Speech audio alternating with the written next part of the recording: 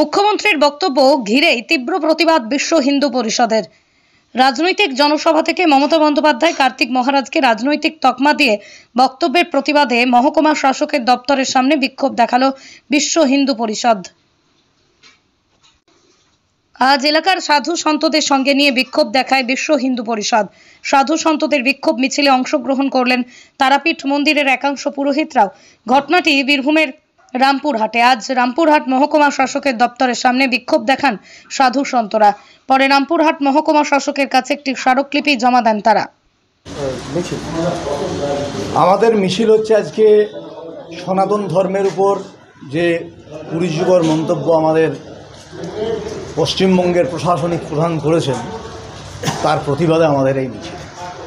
আপনারা হয়তো সবাই অবগত আছেন, দিন কয়েক আগে উনি আমাদের সনাতন ধর্মের একজন সন্ত কার্তিক মহারাজ, যিনি মুর্শিদাবাদ বেলডাঙ্গায় থাকেন, তার জন্য একটি অপমানজনক মন্তব্য করেছেন এবং তার নির্বাচিত বিধায়ক সনাতন ধর্মীদেরকে 1-2 ঘন্টার মধ্যে পেটে গঙ্গার জলে ভাসিয়ে দেওয়ার কথা বলেছেন। সেক্ষেত্রে তিনি কিন্তু কোনো প্রতিবাদ করেননি। এবার আমরাও মনে করছি যে আমিও একটা মন্দিরের সঙ্গে যুক্ত, তারাপীঠ মন্দিরের সঙ্গে। আজকে আমার উপর আক্রমণ নেমে আসতে পারে আমাদের মন্দিরের উপরে। সেই কারণেই আমরা প্রশাসনকে জানিয়ে গেলাম যে যাতে শান্তি শৃঙ্খলা বজায় থাকে। সেই জন্যে আমাদের এই মিছিলে বিশ্ব হিন্দু পরিষদের তরফ থেকে আসা। আজকে এখানে কী করবেন? আজকে এখানে আমরা স্মারকলিপি দিলাম, যে অপমানজনক মন্তব্য উনি করেছেন তার বিরুদ্ধে প্রতিবাদ করলাম।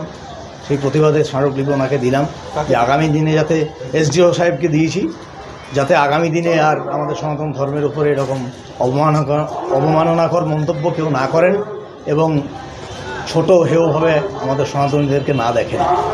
কি নাম আপনার? আমার নাম তন্ময় মুখার্জি, আমি তারাপীঠ মন্দিরের সেবাই।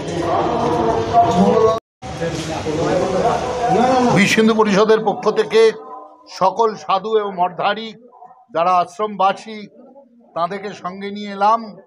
কারণ কিছুদিন আগে যে বাজে কথা উচ্চারিত হয়েছে সেই তার প্রতিবাদ জানাতে আমরা সকলে মিলে পায়ে হেঁটে, সাধুরা প্রত্যেকে পায়ে হেঁটে অর্থাৎ রামপুরহাটটা ঘুরে এসডিও অফিসে এসে এসডিওর হাতে এই প্রতিলিপি আমরা জমা দিলাম। দাবি হচ্ছে যে অন্যায় যে কথাটি বলেছে তার জন্য এটা ভুল হয়েছে, এটার জন্য ক্ষমা চাওয়া দরকার, এটা ক্ষমা প্রার্থনা করা। আমরা বাচ্চাবেলায় শিখেছি না, ভুল করলে ক্ষমা চাইতে হয়। তো সে ভুল করেছেন, এই ক্ষমাটা চাইতে হবে। জয় শ্রীরাম, জয় শ্রীরাম।